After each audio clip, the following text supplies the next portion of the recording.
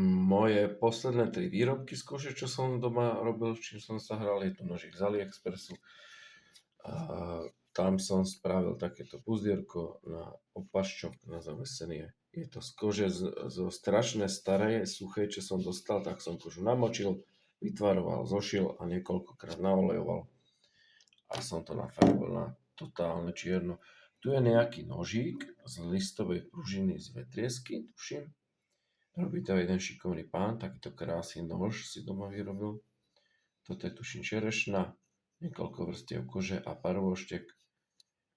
A sám si to vykuje, sám si to zabrúsi, zakali a tak ďalej. Zaujímavé, veľmi krásne.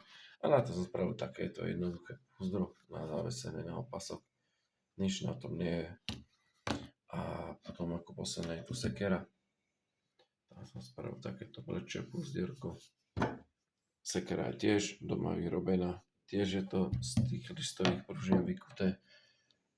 Takže tak, s týmto som sa naposledy hrajkal cez sviatky.